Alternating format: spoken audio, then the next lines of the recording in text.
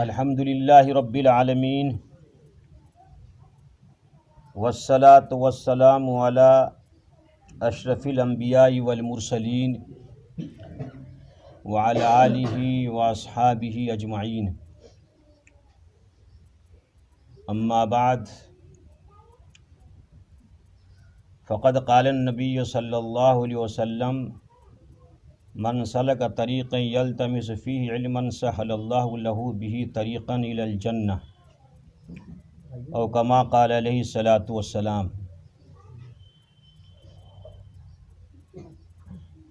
اہل منطق سر بسجدہ رہ گئے، اہل منطق سر بسجدہ رہ گئے، پڑھ لیا جب فلسفہ قرآن کا، چھوٹے بچوں کو بھی پورا حفظ ہے کھلا یہ معجزہ قرآن کا۔ راستہ سیدھا ہمیں پرپیچ راہوں سے ملا، راستہ سیدھا ہمیں پرپیچ راہوں سے ملا، آدمیت کا سبق دینی مدارس سے ملا۔ یہ مدرسہ ہے تیرا میکدہ نہیں ساقی، یہ مدرسہ ہے تیرا میکدہ نہیں ساقی، یہاں کی خاک سے انسان بنائے جاتے ہیں۔ معزز حاضرین و ناظرین، پروقار علماء کرام، مہمانان رسول، عزیز طلبہ، بہت خوش قسمتی کی بات ہے کہ ہم سب کا یہاں جمع ہونا تقریب ختم قرآن کے تعلق سے ہوا ہے۔ میں مبارکباد پیش کرتا ہوں سب سے پہلے ان دو بچوں کو کہ جن کے سینوں میں اللہ تبارک و تعالیٰ نے قرآن کریم کو مستحضر کر دیا ہے، اور ان کے سینے کو اللہ پاک نے قرآن کریم کا حامل بنا دیا ہے۔ ورنہ دنیا میں بہت سارے انسان بسے ہوئے ہیں، سب کے جسم میں دل ہے، دماغ ہے، لیکن اللہ تبارک و تعالیٰ جس کے ساتھ کرم کرتا ہے اس کو قرآن کریم سے اس کے دماغ کو، اس کے دل کو سجا دیتا ہے۔ اور اس کے ساتھ ساتھ میں مبارکباد پیش کرتا ہوں میں ان کے والدین کو کہ جنہوں نے ان کو علم دین کے لیے، حفظ قرآن کے لیے موقع میسر کیا اور تمام تر سہولیات فراہم کیا، اور اس کوشش کی وجہ سے اور اس انتھک محنت کی وجہ سے اللہ تبارک و تعالیٰ نے انہیں اس قابل بنا دیا کہ کل محشر کے میدان میں ان کے سروں کے اوپر نہایت ہی خوبصورت، حسین و جمیل تاج رکھے گا۔ اور سب سے بڑا کمال اور سب سے بڑی مبارکبادی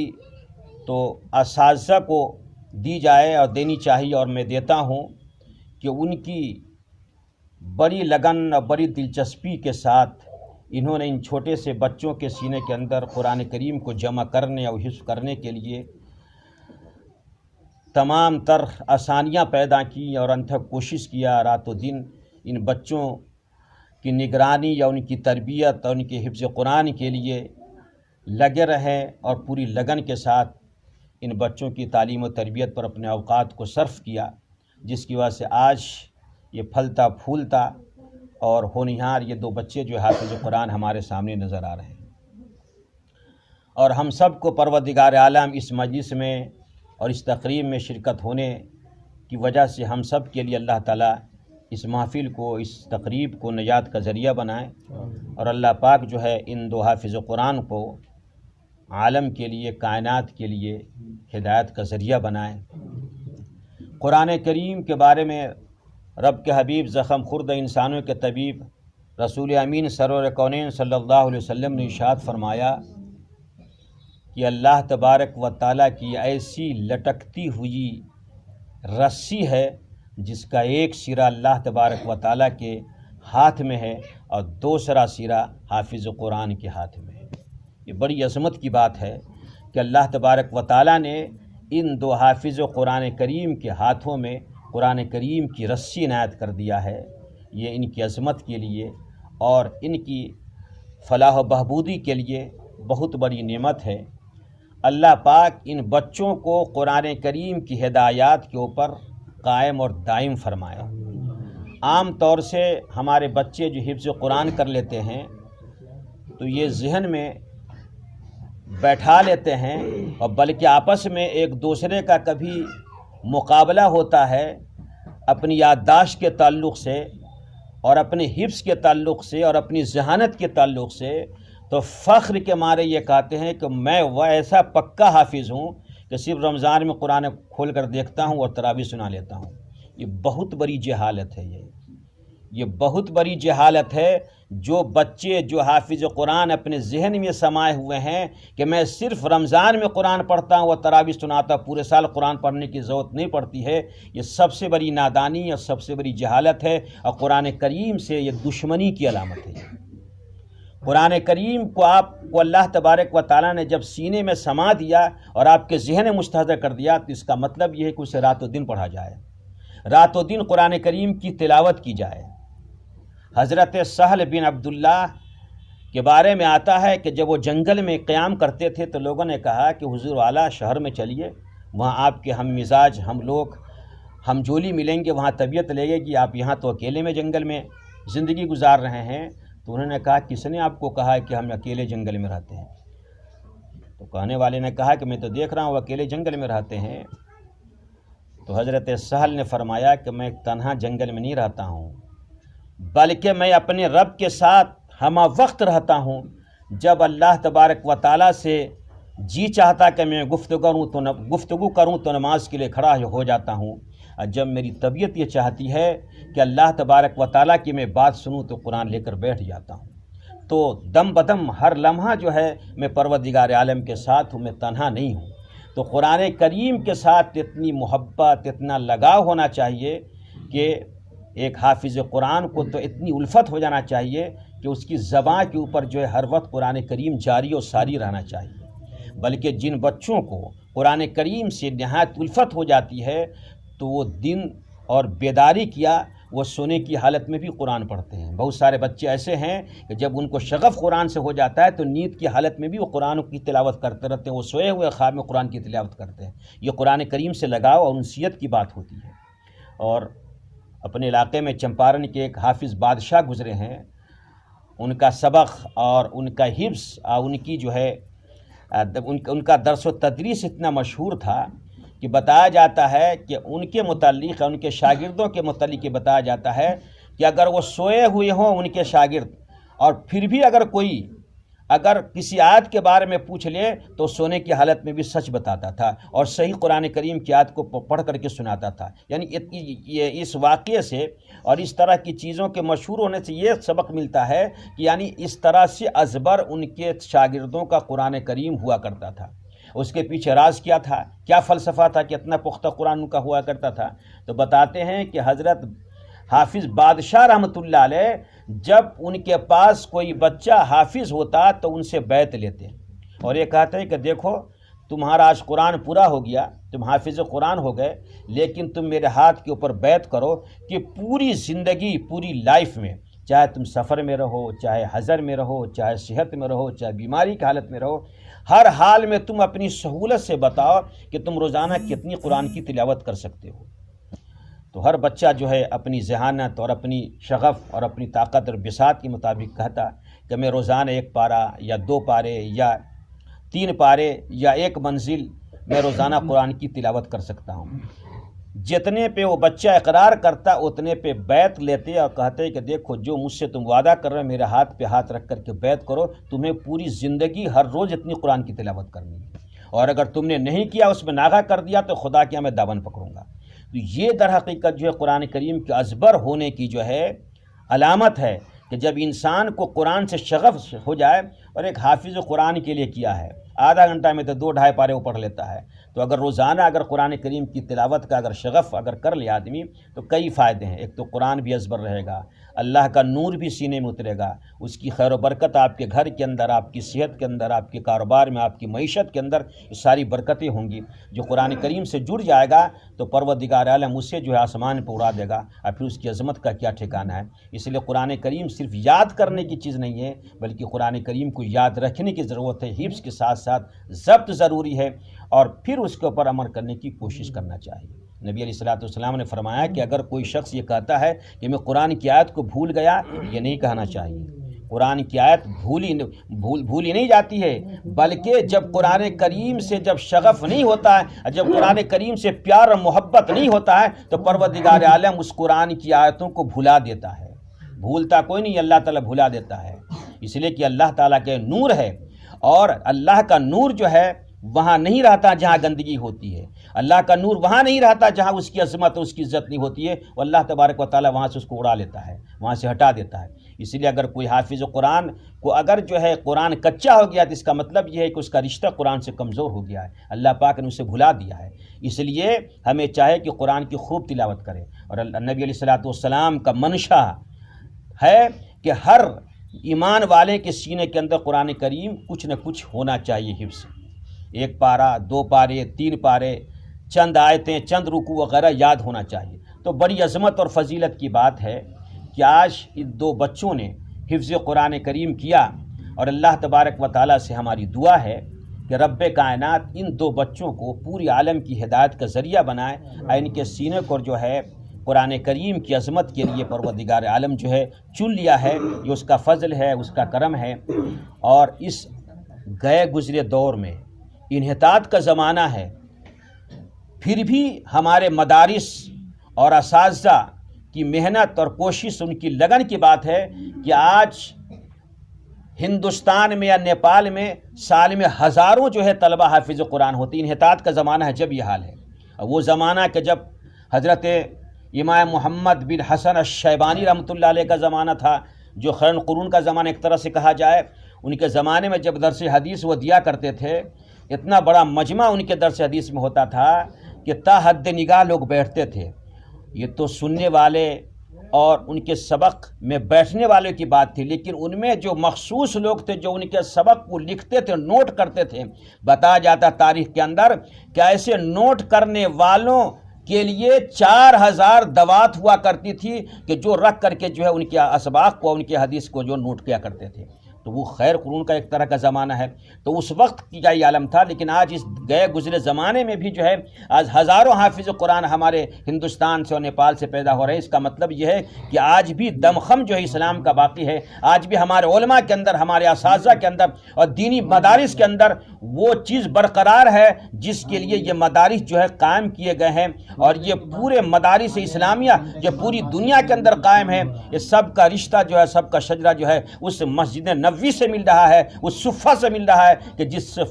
صفحہ کے اوپر نبی علیہ الصلوۃ والسلام نے صحابہ کرام کی آپ نے تربیت کی، وہاں حافظ قرآن بنایا، عالم دین بنایا، مفتیان کرام بنایا، اس سے اس کا رشتہ جڑا ہوا ہے۔ ورنہ اگر یہ قوم مسلم جس طرح سے آج دشمنان اسلام اور موجودہ حکومتیں مدارس کی، علماء کی، قرآن کے باغی ہیں، اور یہ آج سے بغاوت نہیں ہے، جب سے دنیا قائم ہے، جب سے یہ دنیا بنی ہے اس وقت سے لے کر کے حق اور باطل کی جو ہے ہمیشہ سے ٹکر رہی ہے، لیکن بے سر و سامانی کے عالم میں نمودار ہونے والے حق کو پروردگار عالم نے پروان چڑھایا ہے اور باطل کو ہمیشہ زیر کیا ہے۔ وہ ایک زمانہ تھا کہ قرآن کریم کو ہندوستان سے مٹانے کے لیے پلان بنایا تھا انگریزوں نے، اور اس کے لیے یہ تہیہ کیا کہ قرآن کریم کو تمام نسخوں کو لے کر کے اسے نظر آتش کر دیا جائے، اور ہزاروں لاکھوں کروڑوں نسخوں کو غائب کیا گیا اور جلایا گیا، نظر آتش کیا گیا۔ لیکن اسی کے CBI کے کچھ لوگوں نے بتایا، اس کو جا کر کے انگریز فرمانروا کو بتایا کہ ہم تو قرآن کو جلا رہے ہیں، لیکن عجیب مسئلہ ہے کہ چھوٹی سی مسجد کے اندر، چھوٹے سے مکتب کے اندر، گھروں کے اندر میں دیکھ رہا ہوں کہ 8 سال کا 10 سال کا بچہ قرآن کریم سن رہا ہے، 60 سال کا بڈھا سنا رہا ہے، وہ غلطی کر رہا ہے، اس کی اصلاح کر رہا ہے۔ کہیں پہ دیکھ رہا ہوں کہ جوان پڑھ رہا ہے، بڈھا اس کی اصلاح کر رہا ہے۔ تو ہم نے مانا کہ کلی کو مسل دو گے، لیکن ہم نے مانا کہ کلی کو مسل دو گے، لیکن کلی کی خوشبو کو کیا کرو گے؟ ہم یہ کاغذی قرآن کو تو جلا سکتے ہیں، لیکن سینوں میں جو قرآن محفوظ ہے اس کو ہم کیسے ختم کر سکتے ہیں؟ اس کے بعد اس نے جو ہے اس پلاننگ کو ختم کیا ہے، اور آج وہی اسی طرح کا نہج ہے۔ یہ آج کے دشمنان اسلام کو ہمارے داڑھی ٹوپی سے یا ہماری نماز سے اس کو جو ہے دشمنی نہیں ہے، اس کو تو قرآن سے، قرآن کے نظام سے، اس کی سسٹم سے جو ہے دشمنی ہے، اس کے لیے طرح طرح کے پروپیگنڈے اور طرح طرح کے حربے استعمال کرتے ہیں۔ آج وہ حربہ استعمال ہو رہا ہے کہ کسی طرح سے عوام کو جو علماء سے کاٹ دیا جائے اور دونوں کا جوڑ جو ختم ہو جائے، تاکہ یہ پاور ہاؤس جو اسلام کے مدارس ہے وہاں ان کا تعاون نہ پہنچے، یہ چراغ گل ہو جائے، تاکہ قرآن کی ہدایت کا جو چراغ ہے وہ بجھ جائے، اور پھر کیا کہتے ہیں لوگ جو ہیں قرآن کریم سے سرشار نہ ہو سکے۔ تو یہ سب کچھ ہوتا رہا ہے اور ہوتا رہے گا، لیکن ان حالات میں بھی ہمیں دین کا چراغ جلانا ہے، اور جہاں جہاں یہ چراغ جل رہا ہے اس کے تیل بتی کا نظم کرنا ہم سب کی ذمہ داری ہے۔ یہ اہل شمسی میں آپ کا ایک مادری علم جہاں ہم نے علم حاصل کیا ہے، یہاں پہ جتنے بیٹھے ہیں وہ تقریباً سب لوگوں نے یہاں سے علم حاصل کیا، فیض حاصل کیا۔ یہ چراغ جو ہے علم کا جل رہا ہے، اس کی تیل بتی کا نظم اس کو آگے بڑھانے کی، اس کے فروغ کے لیے ہم سب کو جہاں تک ہو سکے ہمیں کوشش کرنا چاہیے۔ ہم یہ کوشش کرتے رہیں گے تو انشاءاللہ پھر اس طرح سے حفاظ کرام جو ہے وہ تیار ہوتے رہیں گے۔ ورنہ یاد رکھیں میرے محترم، آخری بات میں بیان کر اپنی بات ختم کرتا ہوں، سچر کمیٹی کی رپورٹ ہے کہ دینی مدارس میں پڑھنے والے طلبہ صرف 2% ہے، جس میں ان طلبہ کو بھی شمار کیا گیا ہے جو مکتب میں پڑھ رہے ہیں، محلے کی مسجد میں پڑھ رہے ہیں، جو ٹیوشن کے طور پر پڑھ رہے ہیں، ان تمام کو جوڑا گیا ہے۔ صرف ان مدارس کو نہیں کہ جہاں پہ جو بچے باہر کے رہتے ہوں اقامتی ادارہ، ان کو نہیں، تمام کو جوڑنے کے بعد انہوں نے نکالا ہے کہ 2% بچے مدارس میں پڑھنے والے ہیں۔ اب آپ خود سروے کر لیں، 98% بچے ہمارے کہاں جا رہے ہیں؟ یا تو وہ اپنی غربت اور مفلسی کی وجہ سے پورا خطہ کے اوپر جو ہے وہ پنیاں چن رہے ہیں، یا گندی نالیوں سے وہ کیل چن کر کے وہ کباڑوں میں بیچ رہے ہیں، یا اسکول کالج کی نظر ہیں، یا جہالت کی نظر ہیں، یا کھیت کھلیان میں لگے ہوئے ہیں۔ یہ ہمارے بچے ہیں۔ جب 2% ہی اگر علم دین حاصل کرنے والے ہیں، اگر ہم نے اس کو بھی نہیں سنوارا، اس کو بھی نہیں سجایا، اس کو بھی اس کی ترقی کے لیے اس کو بام عروج پر پہنچانے کی کوشش نہیں کریں گے، تو یاد رکھیں میرے محترم، خدا کی ہماری پکڑ ہوگی۔ اس لیے یہ جو مدارس جو ہیں دنیا کے اندر، یہ سمجھ لیے یہ اسلام کی نشانی ہے، یہ اسلام کا پاور ہاؤس ہے، جہاں سے ایمانی حرارت پہنچتی ہے، سپلائی ہوتی ہے، جس کی وجہ سے آج دم خم جو ہے اور یہ اسلامی رنگ جو ہے بود و باش جو موجود ہے دنیا کے اندر، یہ مدارس کی دین ہے۔ ورنہ علامہ اقبال نے کہا تھا کہ اسپین کا میں نے دورہ کیا ہے، اور وہاں کیا کہتے ہیں بڑے مدارس تھے اور بڑے علماء تھے، لیکن جب وہاں کے لوگوں کا نظریہ بدلا، وہاں کے حالات چینج ہوئے، تو آج صرف چند آثار قدیمہ کے علاوہ جو ہے وہ کچھ بھی نظر نہیں آتا ہے۔ ہندوستان کے اندر بھی لال قلعہ، جامع مسجد، قطب مینار اور چند آثار قدیمہ کے علاوہ کچھ نظر نہیں آئے گا۔ سارا مشن اس طرح سے چل رہا ہے کہ تاکہ جو ہے اسلام کا جو رنگ ہے اس کو ختم کر دیا جائے۔ اگر ہم بھی اگر اس کو نہیں محفوظ کریں گے تو بڑی مستقبل ہمارا بہت تاریک ہے۔ اللہ پاک دشمنان اسلام کو، جن کی نگاہیں مدارس کے اوپر، اہل اللہ کے اوپر، علم دین کے اوپر، علماء کے اوپر جو دشمنان اسلام کی نگاہیں ہیں، اللہ تبارک و تعالیٰ ان کی نگاہوں کی اصلاح فرمائے، ان کی ہدایت فرمائے، اور یہ دین کا چراغ جلتا رہے، پوری دنیا کے اندر اس کا فیض جو ہے عام اور تام کرتا رہے۔ تو میں مبارکبادی پیش کرتا ہوں حافظ قاری حشمت صاحب کو کہ اللہ پاک نے ان کے صاحبزادے کو، اور ان کے والد صاحب کا نام کیا ہے، یہ بچہ جو ہے ان کے والد صاحب کی مبارکبادی پیش کرتا ہوں کہ اللہ پاک نے جو ہے ان کو حافظ قرآن بنا دیا، اور آپ کے لیے جو ہے آخرت میں نجات کا ذریعہ بنا دیا۔ اللہ پاک ان بچوں کو قرآن کریم کو سینے کے اندر محفوظ رکھے اور اس کے اوپر عمل کرنے کی توفیق عنایت فرمائے۔ علم دین کے حصول کے لیے چلنا اور آگے بڑھنا یہ جنت کا راستہ، جیسا کہ میں نے اپنی حدیث پاک پڑھی ہے کہ جو شخص علم دین حاصل کرنے کے لیے چلتا ہے تو گویا کہ اللہ تبارک و تعالیٰ اس کے لیے جنت کا راستہ ہموار کر دیتا ہے۔ تو یہ جنت کا راستہ ہے۔ طلبہ کی خدمت کرنا، طلبہ کے بارے میں اچھا گمان رکھنا۔ اگر کسی کے کھیت میں اگر طالب علم نے پیشاب کر دیا تو اپنے علاقے میں عجیب و غریب مزاج بنا ہوا ہے کہ گالی دیتے ہیں، اور ہم نے دیوبند میں دیکھا ہے کہ ہم لوگ جو ہے ٹرک کے اوپر سینکڑوں جو ہے گنے وہاں سے کھینچ لیتے تھے اور کھاتے تھے، پھر وہ فخر کرتے تھے کہ اللہ والے جو ہے ہمارے گنے کو کھا رہے ہیں، اللہ تعالیٰ اس کے اندر برکت دے گا، اور برکت ہوتی تھی۔ ایک صاحب کا واقعہ ہے کہ وہ اپنے آپ سے ریٹائرمنٹ لے لیا، اور اپنے تمام گھریلو زندگی سے تمام جو ہے گھریلو جو ہے فریضوں سے فارغ ہونے کے بعد اپنے آپ کو طلبہ کی خدمت کے لیے سپرد کر دیا۔ اب وہ ہے غلہ لاد کر لا رہے ہیں، گھی کا کنستر لاد کے لا رہے ہیں، سب کچھ کر رہے ہیں۔ تو بچے تو شریر ہوتے ہی ہیں، ان بچوں نے آپس میں مشورہ کیا کہ دیکھو یہ ہمارا گدھا ہے، اس کا نام گدھا رکھ دیا حمار، یہ حمار ہے۔ اب شدہ بات وہاں تک پہنچتی، وہ ناراض ہو گیا، کہا کہ میں تو ان کی خدمت کر رہا ہوں، میں ان کی نوکری کر رہا ہوں، یہ مجھے گدھا کہہ رہے ہیں۔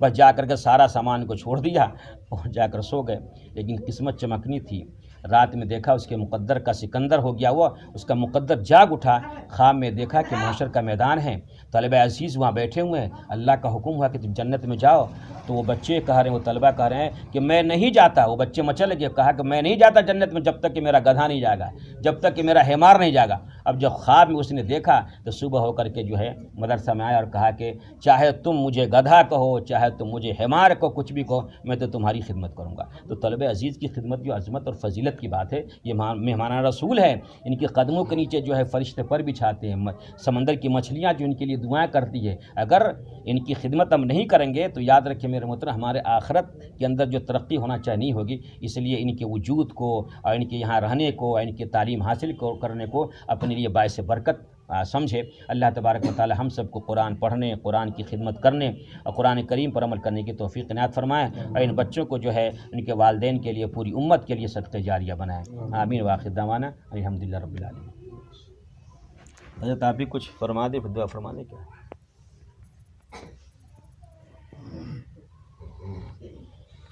الحمدللہ رب العالمین۔